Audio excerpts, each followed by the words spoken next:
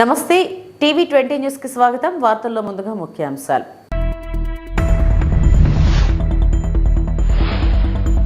జగన్ కు అదాని ముడుపులపై కేబినెట్ లో చర్చించిన తర్వాతే నిర్ణయం తీసుకుంటామన్న డిప్యూటీ సీఎం పవన్ కళ్యాణ్.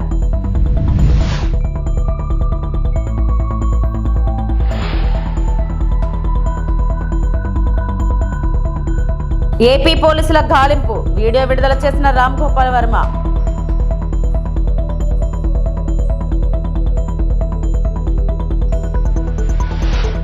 నా భర్తకు ప్రాణహాని ఉంది, ఇంటూరి రవికిరణ్ భార్య సుజన.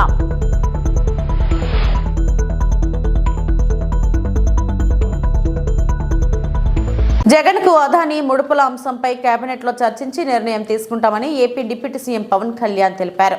గత ప్రభుత్వంలో చాలా అవకతవకలు జరిగాయని, అన్ని అంశాలను పూర్తిగా పరిశీలించాక ఈ నిర్ణయం ఉంటుందని చెప్పారు. ఢిల్లీ పర్యటనలో ఉన్న పవన్ కేంద్ర మంత్రి భూపేంద్ర యాదవ్తో సమావేశమయ్యారు. అనంతరం మీడియాతో మాట్లాడారు. పక్క రాష్ట్రాల్లో పట్టుబడిన ఎర్రచందనంపై ఓ నిర్ణయం తీసుకోవాల్సి ఉందని పవన్ అన్నారు. పట్టుబడిన ఎర్రచందనం విక్రయంలో వాటాపైన నిర్ణయం తీసుకుంటామని చెప్పారు. బంగ్లాదేశ్లో హిందువులపై దాడులు ఆవేదన కలిగిస్తుందన్నారు. భూపేంద్ర యాదవ్ గారిని కలిశాను. దీనికి ముఖ్య ఉద్దేశం ఏంటంటే, ఇది నేను మొన్న మల్లికార్జున ఖర్గే గారిని నేను కర్ణాటకలో కలిసినప్పుడు మన డబ్బు దాదాపు 110 కోట్ల రూపాయలు రెడ్ శాండర్డ్స్ ఎర్రచందనం దొంగలు అక్కడ దొరికితే వాళ్ళవి వాళ్ళు అమ్మేశారు ఆ రోజు. దానికి సంబంధించి ఎర్రచందనం దొరికేది మనకి 3-4 జిల్లాలు దొరుకుతుంది మన ఆంధ్రప్రదేశ్లో. అలాంటిది ఎక్స్పోర్ట్ స్మగుల్ చేసి అది కర్ణాటకలో పట్టుకున్నప్పుడు మనకు నేను వెళ్ళి ఆ రోజున కర్ణాటకలో కూర్చునే రివ్యూ వాళ్ళతో కూర్చునే వరకు మన ఫారెస్ట్ డిపార్ట్మెంట్ ఆఫీషియల్స్ కూడా చెప్పలేదు. నాకు అప్పుడే సర్ప్రైజింగ్ న్యూస్ అనిపించింది. అది ఇటు వెళ్ళిపోతుంది. అదే ఎర్రచందనం ఉదాహరణకి నేపాల్లో దొరికితే, నేపాల్లో సంబంధించి ఇదే ఎర్రచందనం విదేశాల్లో దొరికితే మనకి ఇంటర్నేషనల్ ట్రీటీస్ ఉన్నాయి, మనం తిరిగి తెప్పించుకోవచ్చు. మనం ఖర్చు పెట్టుకుంటే ఎర్రచందనం దొరికిన ఎర్రచందనాన్ని ఆ రెస్పెక్టెడ్ ఎక్కడైతే సోర్స్ కంట్రీ ఏది ఉందో వాటికి పంపించేయచ్చు అనేది నిబంధనలు. దాని ప్రకారం నేను అటవీ శాఖ మంత్రి బాధ్యతగా తీసుకున్న తర్వాత నేపాల్లో ఉండిపోయింది, మనం చేసాం. అది ప్రాసెస్లో ఉంది, కొన్ని ఇష్యూస్ ఉన్నాయి, అవి సార్ట్అవుట్ చేస్తాం. అలాంటిది మన పక్క రాష్ట్రాల్లో దొరికినప్పుడు నేను అడిగింది ఏంటంటే, అలాంటి ట్రీటీస్ లేవా మనకి అన్నాను. లేదు, మీరు ప్రయత్నం చేస్తున్నాం అంటే, అంతకుముందు 23లో ఒక నోడల్ ఏజెన్సీ పెట్టాలని ఒక ప్రయత్నం ఉంది. అప్పుడు గవర్నమెంట్ దాన్ని ముందుకు తీసుకెళ్ళలేదు. సో నేను తిరిగి దాన్ని రివైవ్ చేసి భూపేంద్ర యాదవ్ గారి దృష్టికి తీసుకొస్తే ఆయన ఈ రోజున అపాయింట్మెంట్ ఇచ్చారు. మేము అడిగింది ఏంటంటే, ఒక నోడల్ ఏజెన్సీ ఉంది, దానికి ఎక్కడైతే ఎర్రచందనం దొరుకుద్దో ఏ రాజ్యాలు, ఆంధ్రప్రదేశ్ సోర్స్ అది ఎర్రచందనం, ఇక్కడ దొరికిన ఎర్రచందనం లేదంటే ఉదాహరణకి కర్ణాటకలో మనకి శ్రీగంధం చెట్లు దొరికినా కానీ ఎక్కడైతే పక్క రాష్ట్రాల్లో పట్టుబడతాయో ఆ పట్టుబడిన చోట తిరిగి వాళ్ళకి చేరవేసేలాగా, లేదంటే అమ్మేస్తే వచ్చిన రెవెన్యూని ఒక 60-40 నిష్పత్తులు అంటే సోర్స్ ఉదాహరణ ఎర్రచంద్రం మంద అయితే మనకి 60% వచ్చేలాగా, ఆ పట్టుబడ్డ రాష్ట్రంలో 40% వచ్చేలాగా అలాంటిది నిబంధన ఏదైనా చేయమని రిక్వెస్ట్ చేస్తాను. సార్, ఈ అదానీ కంపెనీతో చేసుకున్న రాష్ట్ర ప్రభుత్వం గత ప్రభుత్వం చేసుకున్నటువంటి విద్యుత్ ఒప్పందాలపైన రాష్ట్ర ప్రభుత్వం ఏ వైఖరి తీసుకోబోతుంది, వాటిని రద్దు చేయబోతున్నట్లుగా కేంద్రాన్ని దర్యాప్తు జరిపించాలని కోరబోతున్నట్లుగా వార్తలు వస్తున్నాయి. ఇది ఒక్కసారి మేము కేబినెట్ మీటింగ్లో కూర్చొని గౌరవ ముఖ్యమంత్రి శ్రీ చంద్రబాబు నాయుడు గారు ఆధ్వర్యంలో దీన్ని ఎలా ముందుకు తీసుకెళ్ళాలి. ఎందుకంటే మేము 7 పేపర్స్ చేసినప్పుడు జనరల్గా ఒక ప్రెస్ మీట్లో చెప్పలేదు. దానికి చాలా త్వరగా ఎక్సర్సైజ్ చేసాం, చాలా లోతుగా అధ్యయనం జరిపిన తర్వాత కానీ మాట్లాడలేదు. ఇది కూడా సెన్సిటివ్ విషయం. ఎందుకంటే నాకు అనిపిస్తుంది ఏంటంటే, వ్యక్తిగతంగా ఇది ఒకటి ఖచ్చితంగా గత ప్రభుత్వం చాలా అవకతవకలు జరిగినాయి, అది దాంట్లో భాగమా లేదా అనేది చూడాలి. 2 దీన్ని ఇంటర్నేషనల్ కాన్స్పిరసీతో ఒక యాంగిల్ ఉందా, సో మల్టిపుల్ యాంగిల్లో చూసి అందుకని దీన్ని కొంచెం కాషస్గా ఉండాలి. దీనికి చాలా మరింత లోతుగా అధ్యయనం చేసిన తర్వాత, అంటే మనదైన అధ్యయనం చేసిన తర్వాత, విచారణ జరిపిన తర్వాత దీని మీద మాట్లాడాల్సిన అవసరం ఉంది నేను అనుకుంటున్నాను. మనందరం ఖండించాలి కదండి. ఎక్కడో పాలస్తీనాలో గొడవ జరిగితే మొత్తం హైదరాబాద్ ఓల్డ్ సిటీ నుంచి ప్రతి చోట అందరూ లేచి మాట్లాడతారు. అలాంటిది నేబరింగ్ కంట్రీ బంగ్లాదేశ్లో హిందువుల మీద ఊచకోత జరుగుతూ ఉంటే, దాడులు జరుగుతూ ఉంటే బేసిక్గా భారతదేశం సమాజంలో స్పందించదు. అది నాకు చాలా ఆవేదన కలిగిస్తుంది. ఇండియన్ ఆర్మీ అంటే ప్రతి దేశంలో ప్రతి రాష్ట్రంలోని సైనికుడు ఉంటారు. అక్కడ వాళ్ళ రక్తాలు దారబోస్తే తప్ప, వాళ్ళ ప్రాణాలు కోల్పోతే తప్ప ఈ రోజున బంగ్లాదేశ్ విమోచన జరగలేదు. ఇది ఎక్కడో చోట అందరం కలిసికట్టుగా మాట్లాడాలి. ఈ భయాలన్నీ వదిలేసి, ఎక్కడ పాలస్తీనాలో జరిగినప్పుడు ఒక ఎకోసిస్టమ్ అందరూ బలంగా వచ్చి నిలబడ్డప్పుడు మీరు బంగ్లాదేశ్లో హిందువులను ఊచకోత జరుగుతుంటే ఎవరు ఎందుకు మాట్లాడరు? అందుకని అది నేను మాట్లాడడం స్టార్ట్ చేశాను. I think it is our fundamental, ఇది మన ప్రాథమిక బాధ్యత. పశ్చిమ గోదావరి జిల్లా తణుకు శాసనసభ్యులు ఆరుమిల్లి రాధాకృష్ణ క్యాంప్ కార్యాలయంలో మీడియా సమావేశం నిర్వహించారు. ఈ సందర్భంగా ఆరుమిల్లి రాధాకృష్ణ మాట్లాడుతూ గత వైఎస్ఆర్సీపీ ప్రభుత్వం ఎస్సీ పథకాలను రద్దు చేసి ఎస్సీ ఎస్టీ సప్లాన్ నిధులు అన్ని కూడా పక్కతో పట్టించి ఆ వర్గానికి ఎంత అన్యాయం చేశారో మనందరికీ తెలిసిన విషయమే అన్నారు. ఈ రోజు మా కూటమి ప్రభుత్వంలో ఎస్సీలకు సంబంధించి బడ్జెట్ కేటాయించి పంచడం జరిగిందని అన్నారు. అలాగే బీసీలకు కూడా బడ్జెట్ కేటాయించి వారికి కూడా పంచడం జరిగిందన్నారు. ముఖ్యంగా ఈ రోజు విద్యకు పెద్దపీట వేస్తూ దాదాపు 30,000 కోట్ల రూపాయలు విద్యుత్కు బడ్జెట్లో కేటాయింపు జరిగిందని అన్నారు. దేశ చరిత్రలో ఏ ముఖ్యమంత్రి రానటువంటి ఎఫ్బిఐ జగన్మోహన్ రెడ్డి చేసిన అవినీతిని ఈ రోజు వెలికితీసి ఏ విధంగా అవినీతి చేశాడో అనడం ఒక నిదర్శనమని అన్నారు. దాదాపు 1750 కోట్ల రూపాయలు అవినీతి జరిగిందని ఎఫ్బిఐ రిపోర్ట్లో క్లియర్గా ఇవ్వడం జరిగిందని అన్నారు. ఆ రోజు విద్యుత్ ఒప్పందాలలో, సోలార్ విద్యుత్ ఒప్పందాలలో అదాని గ్రూప్తో వీరంతా సాగించిందల్లా ఈ రోజు ఎఫ్బిఐ కళ్లకు కట్టినట్టు చెప్తుందని అన్నారు. ఈ రోజు కేటాయింపులు అన్ని వర్గాలకి ఏ విధంగా జరిగిందనేది మనందరం కూడా పరిశీలన చేయాల్సినటువంటి అవసరం. ఆ రోజు ఎస్సీ పథకాలను రద్దు చేసి ఎస్సీకి సంబంధించిన ఎస్సీ ఎస్టీ సప్లాన్ నిధులన్నింటినీ కూడా డైవర్ట్ చేసి ఆ వర్గానికి ఏ విధంగా అన్యాయం చేశాడో మనందరం చూసాం. ఈరోజు ఎస్సీలకు సంబంధించి ప్రత్యేకంగా బడ్జెట్లో కేటాయింపులు పెంచడం జరిగింది. అదేవిధంగా బీసీలకి ప్రత్యేకంగా కేటాయింపులు పెంచడం జరిగింది. ముఖ్యంగా ఈరోజు విద్యకి పెద్దపీట వేస్తూ దాదాపు 30,000 కోట్ల రూపాయలు బడ్జెట్లో కేటాయింపులు చేయడం జరిగింది. అలాగే పంచాయతీరాజ్ కానీ, జలవనరులు కానీ, ఈ విధంగా ఇరిగేషన్కి సంబంధించి కానీ, పోలవరం నిర్మాణానికి కానీ ఈరోజు బడ్జెట్లో కేటాయింపులు చేసి స్పష్టంగా ఏ విధంగా ఈ ప్రభుత్వం ముందుకెళ్తుంది అనేది తెలియజేయడం జరిగింది. ఈరోజు బడ్జెట్ సమావేశాల్లో కూడా దాదాపు 21 బిల్లుల్ని ఆమోదించడం జరిగింది. ముఖ్యంగా అనేక బిల్లులు ఈ రాష్ట్ర వారిని అన్ని విధాలుగా అండగా నిలబడే విధంగా గత ప్రభుత్వంలో చేసినటువంటి దుర్మార్గమైనటువంటి పనులన్నింటినీ కూడా అరికట్టే విధంగా కూడా చేయడం జరిగింది. ఈరోజు వైఎస్ఆర్ కాంగ్రెస్ పార్టీ ప్రభుత్వంలో ఏ విధంగా ల్యాండ్ గ్రాబింగ్లు జరిగినాయో చూసాం, ఏ విధంగా అక్రమంగా ఆస్తులను ఆక్రమించారో చూసాం, ఏ విధంగా వాళ్ళు చెప్పిన మాట వినకపోతే ఆస్తుల మీద 22 పెట్టి నిషేధించి జాబితాలో పెట్టేది అనేది ఆ ప్రభుత్వంలో కామన్గా తయారైంది. అటువంటి వాటి నుంచి రక్షణ కలిగించే విధంగా ఈరోజు ముఖ్యంగా ల్యాండ్ గ్రాబ్ యాక్ట్ని కూడా తీసుకురావడం జరిగింది. ల్యాండ్ గ్రాబ్ యాక్ట్ని కూడా తీసుకొచ్చి ఈరోజు ఎవరైతే ఆక్రమణదారులు ఉన్నారో వారందరినీ కూడా కఠినంగా శిక్షించే విధంగా ఈరోజు ఒక కఠినమైనటువంటి చట్టాన్ని తీసుకురావడం జరిగింది. ఈ విధంగా 21 చట్టాలను ఆమోదింపజేయడం జరిగింది. శాసనసభలో ఎప్పుడూ లేని విధంగా అనేక చర్చలు తీసుకొచ్చి అనేక అంశాల మీద ఈరోజు యుఎస్ ఎఫ్బిఐ కూడా ఈరోజు జగన్మోహన్ రెడ్డి చేసినటువంటి అవినీతిని ఈరోజు వెలికి తీసే విధంగా ఉందంటే ఏ విధంగా జగన్మోహన్ రెడ్డి అవినీతి చేశాడనేది ఒక నిదర్శనం. దాదాపు 1750 కోట్ల రూపాయలు ఈరోజు అవినీతి జరిగిందనేది ఎఫ్బిఐ రిపోర్ట్లో క్లియర్ కట్గా ఇవ్వడం జరిగింది.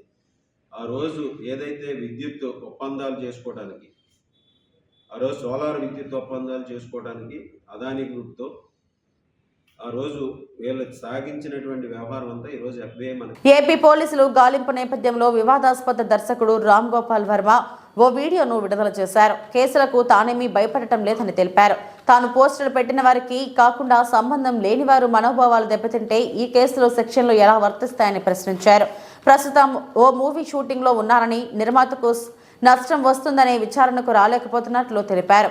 సార్వత్రిక ఎన్నికలకు ముందు వ్యూహం సినిమా ప్రమోషన్ సమయంలో టీడీపీ అధినేత చంద్రబాబు, జనసేన అధ్యక్షుడు పవన్ కళ్యాణ్ వ్యక్తిత్వాలను కించపరిచేలా సామాజిక మాధ్యమం వేదికగా రామ్ గోపాల్ వర్మ పోస్టులు పెట్టారంటూ ప్రకాశం జిల్లా మద్దిపాడు మండల టీడీపీ ప్రధాన కార్యదర్శి రామలింగయ్య పోలీసులకు ఫిర్యాదు చేశారు. దాని ఆధారంగా పోలీసులు వర్మపై కేసు నమోదు చేశారు. విచారణకు హాజరు కాకపోవడంతో అరెస్టు చేసేందుకు యత్నిస్తున్నారు. హైదరాబాద్లోని ఆయన నివాసం వద్దకు ఇటీవల వెళ్లారు. ఈ నేపథ్యంలో వర్మ వీడియో విడుదల చేశారు. Extremely sorry to disappoint. అంటే ఇప్పుడు ఉనికిపోతున్నాను, మంచం కింద కూర్చొని ఏడుస్తున్నాను అని అందరూ what ever the media speculating, వాళ్ళందరికీ చిన్న డిసప్పాయింట్మెంట్గా ఉండొచ్చు వీడియో.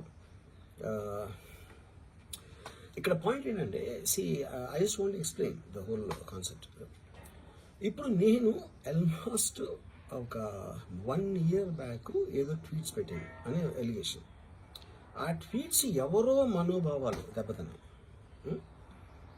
ఇక్కడ విచిత్రం ఏంటంటే 1 year బ్యాక్ పెట్టిన ట్వీట్స్ 4 డిఫరెంట్ ప్లేసెస్లో 4 డిఫరెంట్ జ్యూరిస్డిక్షన్స్లో 4కి ఒకే 3-4 రోజుల వ్యవధిలో వాళ్ళ మనోభావాలు దెబ్బతిన్నాయి. వాళ్ళు ఆ పరంగా కంప్లైంట్ ఇవ్వడం, కేసులు పెట్టడం జరిగింది. ఇక్కడ పాయింట్ 1, ఎవరి మీద అయితే నేను పెట్టానన్న వాళ్ళు చెప్తున్నారో వాళ్ళకి లేదు, ఎవరో థర్డ్ పార్టీ, అసలు సంబంధం లేనివాడు. సో ఆ కాంటెక్స్ట్లో అసలు ఈ కేసు ఎలాగా, ఈ సెక్షన్స్ ఎలా వర్తిస్తాయనేది అప్పుడు ఆబ్వియస్గా నాకు వచ్చే అనుమానం కానీ, నాకు కానీ నా మనుషులు కానీ, ఇది ఒక పర్సిక్యూషన్ చేయటానికి ఒక పద్ధతి ప్రకారం ఉన్న ఎలవబుల్ లాస్ని వాడుతున్నారా, లేకపోతే ఇప్పుడు వరల్డ్ ఓవర్ ఒక ఫినామినా ఏం జరుగుతుందంటే పొలిటికల్ పార్టీస్ వాళ్ళు they are weaponising the systems of the police. అది అమెరికాలో జరుగుతుంది, యూరోప్లో జరుగుతుంది, ఇక్కడ కూడా జరుగుతుంది. అప్పుడు నేను ఏ ఒక్క వ్యక్తిని, ఒక పోలీస్ ఆఫీసర్ని కానీ, ఒక పొలిటికల్ పర్సన్ కానీ నేను బ్లేమ్ చేయట్లా. I think it happens in certain ఒక ఏమంటారు దాన్ని, ఒక వే. అది అందరూ కూడా ఎంతో కొంత అది చేయటానికి టెంప్టేషన్ ఉండొచ్చు. But eventually there is the law of the land which will take the final call. So అది that I completely agree, believe in that and I abide by that as a citizen. So ఇప్పుడు ఇక్కడ జరిగింది ఏంటి, నాకు ఒక notice వచ్చింది, నేను ఒక రిప్లై ఇచ్చాను, ఫలానా చోట ఫలానా తారీఖు నేను వస్తాను.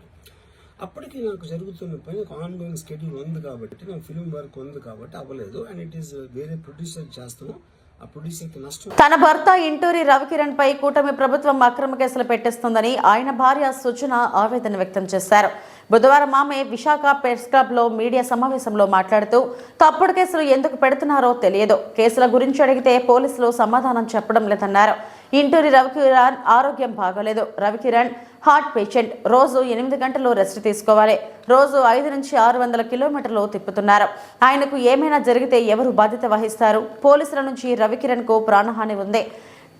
పీటీ వారెంట్ మీద రాష్ట్రం మొత్తం తిప్పుతున్నారు. పోలీసులు మొత్తం సోషల్ మీడియా కార్యకర్తల కోసం పనిచేస్తున్నారు. రవికిరణ్ పై 20 కేసులు పెట్టారు. కూటమి ప్రభుత్వం కక్ష సాధింపు చర్యలకు దిగుతుందని సుజన ఆగ్రహం వ్యక్తం చేశారు. పోలీస్ స్టేషన్కి వెళ్లిన తనపైన కూడా దువ్వాడ, రాజమండ్రి సీఐలు దురుసుగా ప్రవర్తించారు. రవికిరణ్ ఆరోగ్య పరిస్థితి బాగోలేదని డాక్టర్లు చెప్పినా కూడా పోలీసులు వినిపించుకోలేదు. ప్రభుత్వమే ఉద్దేశపూర్వకంగా రవికిరణ్ పై కేసులు పెట్టేస్తుంది. టీడీపీ నాయకులతో తప్పుడు ఫిర్యాదులు ఇప్పిస్తున్నారని సుజన తెలిపారు. రాజమండ్రి జైల్లో అప్పచెప్పారు. అక్కడి నుంచి మళ్ళా కురుపం తీసుకెళ్లారు. ప్రతిరోజు అతన్ని 500-600 కిలోమీటర్లు తిప్పుతున్నారండి. అతనికి అసలు నిద్రపోవడానికి కూడా టైం ఇవ్వట్లేదు. ప్రతిరోజు తీసుకెళ్తున్నారు. పీటీ వారెంట్లు వేసి స్టేషన్ కస్టడీలో వేసి తీసుకెళ్తున్నారు. డాక్టర్లు చెప్తున్నా కూడా అతను అన్ఫిట్గా ఉన్నాడు, అతను తిరగడానికి అన్ఫిట్గా ఉన్నాడు, అతని ఆరోగ్యం బాగాలేదని చెప్పినా కూడా అతన్ని స్టేట్మెంట్లు వేసి తీసుకెళ్తా ఉన్నారు. పీటీ వారెంట్లు వేసి స్టేషన్ కస్టడీలు అని చెప్పి తిప్పుతా ఉన్నారు. రోజుకి 500-600 కిలోమీటర్లు తిరుగుతున్నారండి. అతను నిద్రపోవడానికి టైం కూడా ఇవ్వట్లేదు. అతను హార్ట్ పేషెంట్, 8 hours అసలు రెస్ట్ ఉండాలి. అతని ఆరోగ్యం బాగా క్షీణించింది. అతను నడవలేని స్థితిలో ఉన్నా కూడా తీసుకెళ్ళిపోతున్నారు అతన్ని. ట్యాబ్లెట్స్ కూడా ఇస్తున్నారా లేదా తెలియదండి నాకు. అతను వెళ్తుంటే, మేము జైలుకి వెళ్తుంటే ఎంట్రీ పెట్టుకుంటుంటే అసలు అతను లేడనే చెప్తున్నారు. మాకు ఎంట్రీ క్యాన్సిల్ అయిపోతుంది. పీటీ వారెంట్లు వేసి తీసుకెళ్ళిపోయారమ్మంటున్నారు. ఏ స్టేషన్ అంటే చెప్పట్లేదు, ఎక్కడికి తీసుకెళ్లారంటే చెప్పట్లేదు. చాలా ఇబ్బంది పెడుతున్నారండి నన్ను, నా పిల్లల్ని, నా కుటుంబాన్ని అంతా చాలా ఇబ్బంది పెడుతున్నారు. అతను ఎక్కడ ఉంటున్నాడో తెలియట్లేదు, ఏం చేస్తున్నారో తెలియట్లేదు. ప్రతిరోజు ఇలా తిప్పుతున్నారు. అతని ఆరోగ్యం క్షీణించి అతనికి ఏదనంటే ఎవరిదండి రెస్పాన్సిబిలిటీ? డాక్టర్ అన్ని రిపోర్ట్స్ ఉన్నాయండి. నేను మళ్ళీ సబ్మిట్ చేస్తాను, మీ అందరికీ చూపిస్తాను. అతని మీద ఎందుకు కేసులు పెట్టారండి, దేనివల్ల కేసులు పెట్టారు, అవన్నీ చూపించండి నాకు. అతను సోషల్ మీడియా అంటే పోస్టులు పెడతారండి. మార్పింగ్ ఏమైనా చేశారా? అతను ఏమైనా అసభ్యకంగా రాశాడు, అసభ్యకరంగా అశ్లీలంగా ఏమన్నా ఉన్నాయా పోస్టుల్లో? ఒకసారి చూపియండి. ఎందుకు పెడుతున్నారు? ఇన్ని సెక్షన్లు ఎందుకు పెడుతున్నారు అతని మీద? ఏమండి తీసుకెళ్తున్నారు, ఇప్పుడు పొద్దున్న తీసుకెళ్తున్నారు, రాత్రి ఏ టైంకి ఇస్తున్నారో తెలియట్లేదు. ఇంటి దగ్గర నుంచి అరెస్ట్ చేస్తుంటే నేను ఫాలో అవుతున్నాను, అందుకని నన్ను కట్ చేశారు, జైల్లో పెడుతున్నారు. జైల్లో అయినా ఉంచుతున్నారా? జైలు నుంచి తీసుకెళ్తున్నారు. ఎప్పుడు తీసుకెళ్తున్నారో అర్ధరాత్రి లేదు, సండే లేదు, ఎప్పుడు లేదు. ఎప్పుడు తీసుకెళ్తున్నారో తెలియదు, ఎప్పుడు తీసుకొస్తున్నారో తెలియదు. అతను అక్కడ ఉన్నాడని మనం వెళ్ళి ములాఖాత్ పెట్టుకుంటే అక్కడ లేడమ్మా, పీటీ వారెంట్ మీద తీసుకెళ్లారు. ఎక్కడే తీసుకెళ్లారు మాకు తెలీదు, ఇట్లనే చెప్తున్నారు. జైల్లో కూడా మాకేం చెప్పట్లేదండి. అక్కడికి వెళ్ళి అడుగుతుంటే కూడా మనిషి ఉండట్లేదు, మమ్మల్ని కలవనివ్వట్లేదు అసలు ఆయన్ని. ఏ స్టేషన్ అని లేదండి. ఇప్పుడు అక్కడ అసలు కొత్త కేసులు అన్నీ దేని మీద పెడుతున్నారో తెలియట్లేదు, ఎవరు పెడుతున్నారో తెలియట్లేదు, ఏ కేసో తెలియట్లేదు, కేసు నెంబర్ తెలియట్లేదు. లాయర్లు వెళ్ళి అడిగినా, మేము వెళ్ళి అడిగినా అంతా మేము ఇవ్వము, సీక్రెట్, మమ్మల్ని ఇబ్బంది పెట్టద్దు. పోలీసుల నుంచి ఇదే సమాధానం. మొత్తం పోలీస్ వ్యవస్థ అంతా ఈ వైసీపీ సోషల్ మీడియా కార్యకర్తల కోసమే పనిచేస్తున్నారు వీళ్ళు. మీరు కూడా వైసీపీ సోషల్ మీడియా యాక్టివిస్టే కదా, అలానే పోస్ట్ కారణంగానే ఈయన అరెస్ట్ చేసి ఉండొచ్చు అని మీరు ఏమో అనుకుంటున్నారా? పోస్టులు ఏవేవో చూపిస్తున్నారండి, అక్కడ మార్పిం అంటున్నారు, అశ్లీలత అంటున్నారు. మరి టీడీపీ అని ఏదో పేజీ ఉంది వీళ్ళది, మరి వాళ్ళ దాంట్లో ఏమి అసభ్యకంగా అశ్లీలంగా ఉన్నాయి కదండి, వాళ్ళు మేము పెట్టచ్చా కేసులు? పెట్టింది నాకు తెలియదండి. నేను అసలు ఇలా మీడియాలో అసలు నేను ఎప్పుడు రాలేదు. మా వారిని అరెస్ట్ చేశారు, ఎందుకు చేశారని నేను అడుగుతున్నాను, దానికి సమాధానం చెప్పండి. అసలు ఇప్పుడు ఎన్ని స్టేషన్లు అని కదండి, ఆయన మీద 20 కేసులు ఉన్నాయి.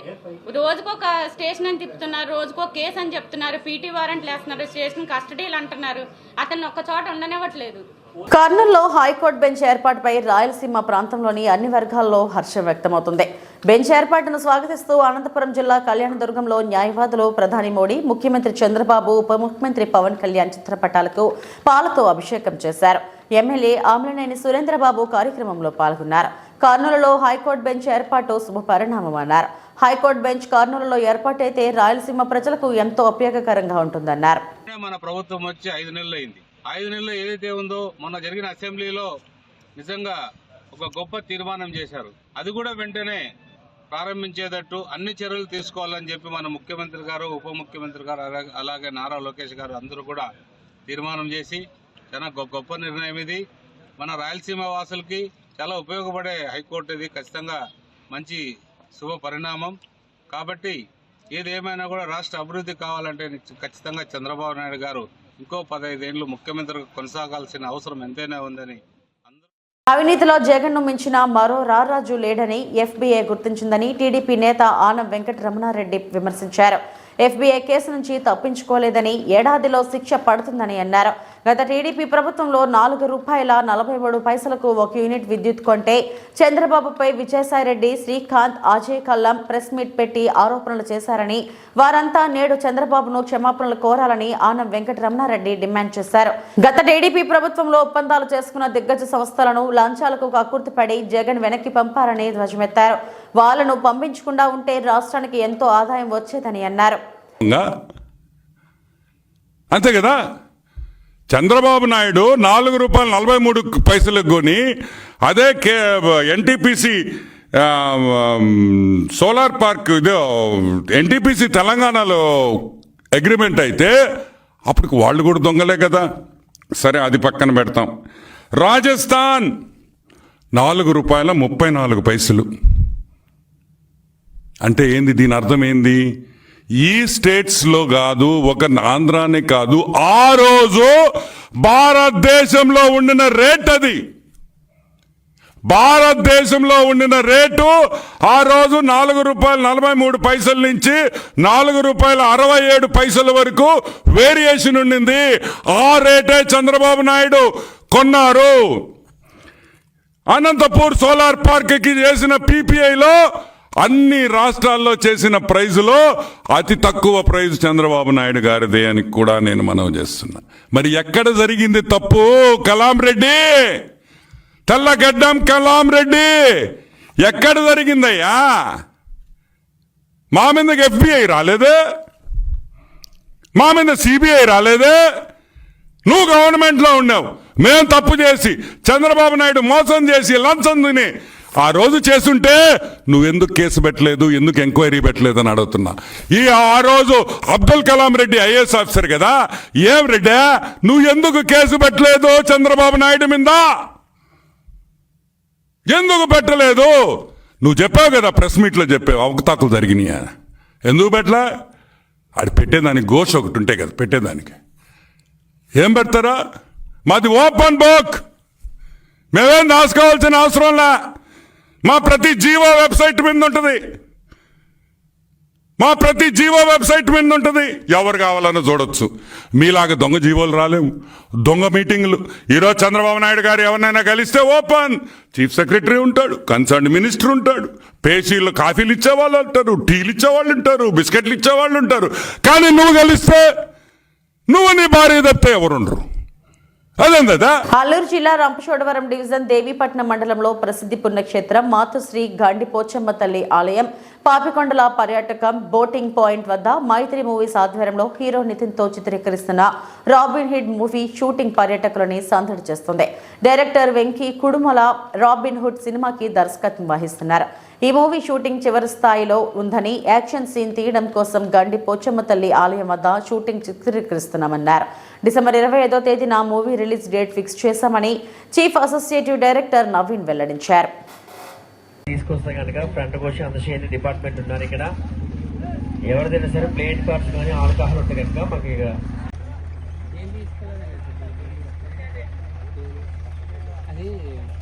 అలాగే మీకు బ్రేక్ఫాస్ట్ అయితే లిమిటెడ్ అండి. ఇడ్లీ గారి upma limited. Okay, back side ఉంటుంది. ఆ ప్లేట్స్ అని కూడా డస్ట్బిన్ లో వేయండి. షింక్ ఉంటుంది, షింక్ లో హ్యాండ్ వాష్ చేసుకోండి. ఎవరు కూడా గోదావరిలో పడేయద్దు.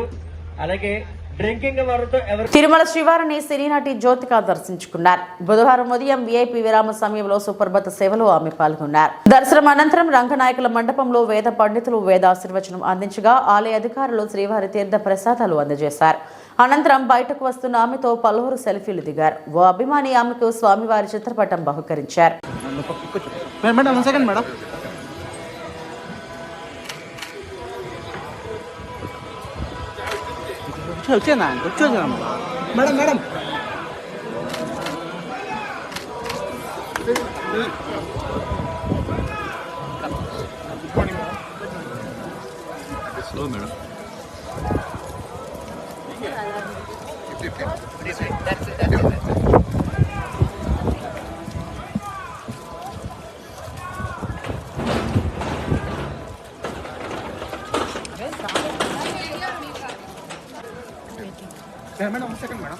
టెంపుల్ ఫోటో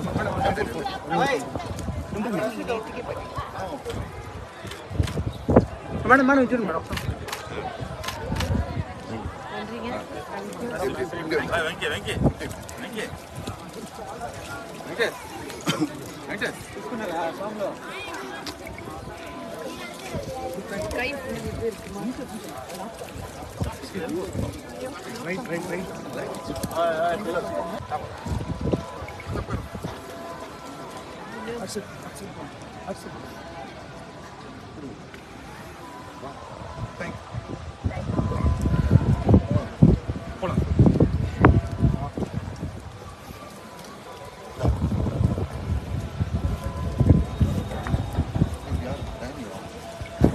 ఇవి ఇప్పటివరకు నా బులెటిన్ అప్డేట్స్. మరిన్ని వార్తా విశేషాల కోసం చూస్తూనే ఉండండి. నమస్తే.